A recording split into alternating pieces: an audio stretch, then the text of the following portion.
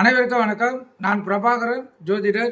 இப்போ நான் என்ன சொல்ல போறேன்னா, இன்றைய நாளுடைய சிறப்பை தான் சொல்ல போறேன். கருத்தில் கொள்ளுங்க.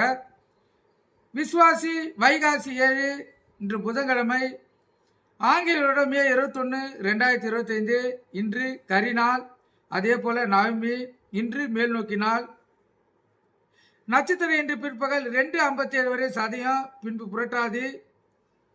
திதி இன்று அதிகாலை 12:43 வரை அஷ்டமி, இரவு 10:50 வரை நவமி, பின்பு தசமி.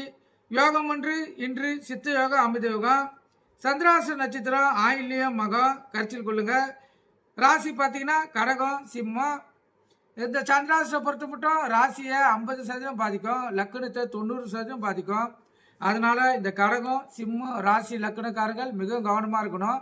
வண்டி வாகனத்தை செல்லக்குள்ள மிக கவனமாக செல்லணும். போக்குவரத்து விதிமுறைகளை கடைபிடித்து செல்லணும். எக்காரத்தை கொண்டு வண்டியை இயக்கி கொண்டு மொபைல் ஃபோனில் பேசக்கூடாது. அதே போல் வண்டி எடுக்கக்குள்ள அனைத்தும் சரியாக தான் பார்த்துட்டு எடுக்கணும். முக்கியமாக பிரேக் பிடிக்க தான் பார்த்துட்டு எடுக்கணும்.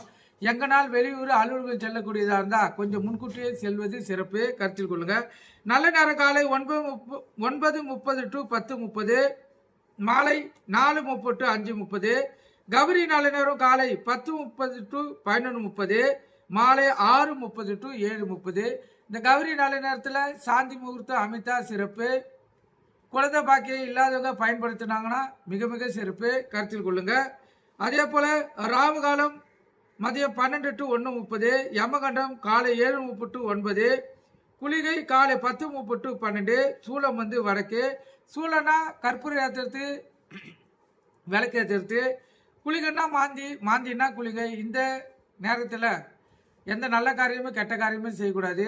இப்போ எடுத்துக்காட்டுக்கு ஒரு வாசக்கால் குளிகை டைமில் வைக்கிறீங்கன்னா அந்த வாசக்கால் தெற்க இருந்து வடக்க போவோம், வடக்க இருந்து மேற்க போவோம், மேற்க இருந்து கிழக்க வரும். கருத்தில் கொள்ளுங்க. இதுதான் அது உண்மையான விதி. வாசக்கால் வச்சா திருப்பி நம்மளை புது வீடு கட்டி வாசக்கால் வைக்க சொல்ல நினச்சிக்காதுங்க. வச்ச வாசக்காலையே திருப்பி வைக்க சொல்லும். அதனால் நீங்கள் கருத்தில் கொண்டு பயன்பெறுங்க. நன்றி, வணக்கம். நம்ம சேனலை சப்ஸ்கிரைப் பண்ணலாம், சப்ஸ்கிரைப் பண்ணுங்கள். நன்றி, வணக்கம்.